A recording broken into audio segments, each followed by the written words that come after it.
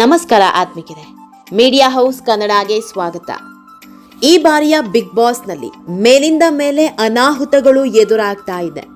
Big boss ಶುರುವಾದ 2 ವಾರಕ್ಕೆ ಇಡೀ ಬಿಗ್ ಬಾಸ್ ಮನೆಗೆ ಬೀಗ ಬಿದ್ದಿತ್ತು.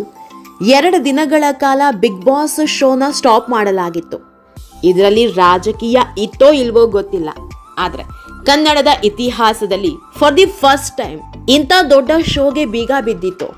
ಇದು ಬರೀ ಬಿಗ್ ಬಾಸ್ ಟೀಮ್ಗಷ್ಟೇ ಅಲ್ಲ, ಕಲರ್ಸ್ ಕನ್ನಡಕ್ಕೂ ದೊಡ್ಡ ಹೊಡೆತ ಕೊಟ್ಟಿತ್ತು.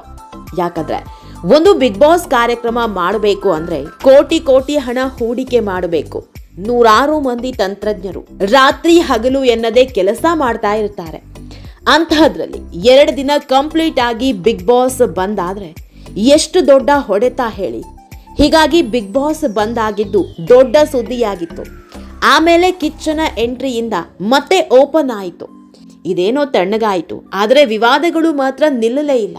ಒಮ್ಮೆ ಅಶ್ವಿನಿ ಮೇಲೆ ಕೇಸ್ ದಾಖಲಾಯಿತು, ಆಮೇಲೆ ಗಿಲ್ಲಿ ಮೇಲೆ ಕೇಸ್ ಬಿತ್ತು. ಇದರ ಮಧ್ಯೆ ರಿಷಾ ಗೌಡ ಗಿಲ್ಲಿ ಮೇಲೆ ದೈಹಿಕ ಹಲ್ಲೆ ನಡೆಸಿದ್ರು. ಇದು ಸಾಲದು ಅಂತ ಕಿಚ್ಚ ಸುದೀಪ್ ಮೇಲೆಯೇ ದೂರು ದಾಖಲಿಸಿದ್ರು. ಹೀಗೆ ಒಂದಾದ ಮೇಲೆ ಒಂದರಂತೆ ವಿವಾದಗಳು ಸುತ್ಕೊಳ್ತಾನೆ ಹೋಗ್ತಾ ಇದೆ. ಇದೀಗ ಬಿಗ್ ಬಾಸ್ ಮನೆಯ 2 ಸ್ಪರ್ಧಿಗಳು ದೊಡ್ಡ ಪೆಟ್ಟು ತಿಂದಿದ್ದಾರೆ.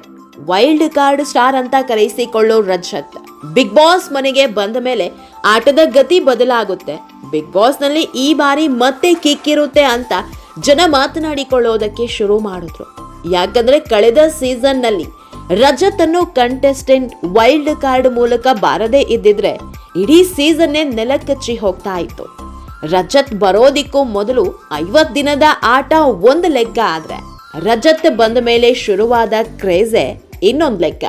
ಹೀಗಾಗಿ ಕಳೆದ ಸೀಸನ್ ದೊಡ್ಡ ಮಟ್ಟದಲ್ಲಿ ಹಿಟ್ ಆಗೋದಕ್ಕೆ ರಜತ್ ಕೊಡುಗೆ ದೊಡ್ಡದಿತ್ತು.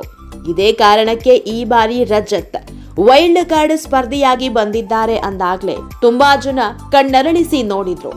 ಗಿಲ್ಲಿ ಹಾಗೂ ರಜತ್ ಮಧ್ಯೆ ಟಫ್ ವಾರ್ ಶುರುವಾಗುತ್ತೆ. ಬಿಗ್ ಬಾಸ್ ಮನೆಯ ಆಟ ಇನ್ನೊಂದು ಹಂತಕ್ಕೆ ಹೋಗುತ್ತೆ ಅಂತ ವೇಟ್ ಮಾಡ್ತಾ ಇದ್ರು. ಆದ್ರೆ ಆಟದ ಗತಿಯೇ ಬದಲಾಗಿ ಹೋಗಿದೆ ಬಿಡಿ. ವೈಲ್ಡ್ ಕಾರ್ಡ್ ಅಂತ ಬಂದಿದ್ದ ರಜತ್ ಒಂದೇ ವಾರಕ್ಕೆ ಬಟ್ಟೆ ಪ್ಯಾಕ್ ಮಾಡಿದ್ದಾರೆ. ಇದೆಲ್ಲದ್ರ ಬಗ್ಗೆ ಇವತ್ತಿನ ವಿಡಿಯೋದಲ್ಲಿ ಹೇಳ್ತಾ ಹೋಗ್ತೀವಿ. ಅದಕ್ಕೂ ಮೊದಲು ನೀವಿನ್ನೂ ನಮ್ಮ ಚಾನೆಲ್ನ ಸಬ್ಸ್ಕ್ರೈಬ್ ಮಾಡಿಲ್ಲ ಅಂದ್ರೆ ಮಿಸ್ ಮಾಡಬೇಡಿ, ಈಗಲೇ ಸಬ್ಸ್ಕ್ರೈಬ್ ಮಾಡಿ. ಈ ವಿಡಿಯೋವನ್ನು ಕೊನೆವರೆಗೂ ನೋಡಿ, ನಿಮ್ಮ ಅನಿಸಿಕೆಗಳನ್ನು ಕಮೆಂಟ್ ಮಾಡಿ. ಆತ್ಮೀಯರೇ, ಬಿಗ್ ಬಾಸ್ ಶುರುವಾಗಿ 50 ದಿನ ಆಗ್ತಾ ಇದ್ದಂತೆ ರಜತ್ ಹಾಗೂ ಚೈತ್ರ ವೈಲ್ಡ್ ಕಾರ್ಡ್ ಸ್ಪರ್ಧಿಗಳಾಗಿ ಎಂಟ್ರಿ ಕೊಟ್ಟಿದ್ರು. ಈ 2 ಸ್ಪರ್ಧಿಗಳ ಕಿರಿಕ್ ಕಳೆದ ಸೀಸನ್ ನಲ್ಲಿ ಸಿಕ್ಕಾಪಟ್ಟೆ ವರ್ಕೌಟ್ ಆಗಿತ್ತು. ಸದ್ಯ ಸೀಸನ್ 12ರಲ್ಲಿ ಗಿಲ್ಲಿ ಹಾಗೂ ಅಶ್ವಿನಿ ನಡುವಿನ ಜುಗಲ್ಬಂದಿ ಬಿಟ್ರೆ ಎಲ್ಲರೂ ತಂಡ ಹೊಡೆದು ಹೋಗಿದ್ದಾರೆ. ಧನುಷ್, ಅಭಿಷೇಕ್, ಸೂರಜ್, ಕಾವ್ಯ, ಸ್ಪಂದನ, ರಾಶಿಕಾ, ಮಾಳು, ರಕ್ಷಿತಾ ಇವರೆಲ್ಲರ ಆಟ ಸಪ್ಪೆ ಅನ್ನಿಸ್ತಾ ಇದೆ. ಮೊದಲ 3-4 ವಾರ ರಕ್ಷಿತಾರನ್ನ ಜನ ತುಂಬಾ ಹಾಡಿ ಹೊಗಳ್ತಾ ಇದ್ರು. ಈಗ ಇದೇನಿದು ಸಿಲ್ಲಿಯಾಗಿ ಆಟ ಆಡ್ತಿದ್ದಾರೆ ಅಂತ ನೆಗೆಟಿವ್ ಕಮೆಂಟ್ ಮಾಡೋದಕ್ಕೆ ಶುರು ಮಾಡಿದ್ದಾರೆ. ಹೀಗಾಗಿ ಈ ಬಾರಿಯ ಬಿಗ್ ಬಾಸ್ ಅನ್ನೋದು 3-4 ಜನರಿಗೆ ಮಾತ್ರ ಆಗಿದೆ. ಇದೇ ಕಾರಣಕ್ಕೆ ಬಿಗ್ ಬಾಸ್ ಮನೆಯಲ್ಲಿ ಬೆಂಕಿ ಹಚ್ಚಬೇಕು ಅಂತಾನೆ ರಜತ್ ಹಾಗೂ ಚೈತ್ರಾರನ್ನ ಕಳಿಸಿದ್ದು. ಆದರೆ ಇವರಿಬ್ರು ಕೂಡ ಸಿಕ್ಕಾಪಟ್ಟೆ ಕೂಲ್ ಆಗಿ ದಿನ ಕಳೀತಾ ಇದ್ದಾರೆ. 1 ವಾರ ಗೆಸ್ಟ್ ಅಂತ ಬಂದವರು ಈಗ ವೈಲ್ಡ್ ಕಾರ್ಡ್ ಸ್ಪರ್ಧಿಗಳು ಅಂತಿದ್ದಾರೆ. ಅದು ಕೂಡ ಸುಳ್ಳು ಸುದ್ದಿ ಎನ್ನಲಾಗ್ತಾ ಇದೆ. ರಜತ್ ಹಾಗೂ ಚೈತ್ರ ನಿಜವಾಗಿಯೂ ವೈಲ್ಡ್ ಕಾರ್ಡ್ ಸ್ಪರ್ಧಿಗಳು ಅಲ್ಲ. ಆಟದ ವೇಗಕ್ಕೆ ಮತ್ತಷ್ಟು ಕಿಕ್ ಕೊಡೋದಕ್ಕೆ 2-3 ವಾರಗಳ ಕಾಲ ಇವರಿಬ್ಬರನ್ನ ಬಿಗ್ ಬಾಸ್ ಮನೆಗೆ ಕಳಿಸಲಾಗಿದೆ. ಹೀಗಾಗಿಯೇ ಈ ವಾರದ ಎಲಿಮಿನೇಷನ್ ನಲ್ಲಿ ಇವರಿಬ್ಬರು ಇರಲಿಲ್ಲ. 1-2 ವಾರ ಬಿಗ್ ಬಾಸ್ ಮನೆಯಲ್ಲಿ ಇಟ್ಕೊಂಡು ಕೊನೆಗೆ ರಾತ್ರೋರಾತ್ರಿ ಕಳಿಸೋದಕ್ಕೆ ವೇದಿಕೆ ಸಜ್ಜಾಗಿತ್ತು. ಆದ್ರೆ ರಜತ್ ಕಾಲಿಗೆ ದೊಡ್ಡ ಪೆಟ್ಟು ಮಾಡ್ಕೊಂಡಿರೋದ್ರಿಂದ ಆಟದ ಕಿಕ್ಕೇರೋದು ಇರಲಿ, ರಜತ್ ಓಡಾಡೋದಿಕ್ಕೂ ಕಷ್ಟಪಡ್ತಾ ಇದ್ದಾರೆ. ಹೀಗಾಗಿ ಬಿಗ್ ಬಾಸ್ ಅನ್ಕೊಂಡಿದ್ದೇ ಒಂದು, ಇಲ್ಲಿ ಆಗಿರೋದೇ ಇನ್ನೊಂದು. ಟಾಸ್ಕ್ ವಿಷಯ ಅಂತ ಬಂದ್ರೆ ಎಲ್ಲೂ ಬಿಟ್ಕೊಡ್ತಿರ್ಲಿಲ್ಲ, ಯಾರನ್ನು ಕ್ಯಾರೆ ಮಾಡ್ತಾ ಇರ್ಲಿಲ್ಲ. ಆದ್ರೀಗ ಕಾಲಿಗೆ ಹೊಡೆತ ಬಿದ್ದಿರೋದ್ರಿಂದ ಉಸ್ತುವಾರಿಗೆ ಸೀಮಿತ ಆಗಿದ್ದಾರೆ.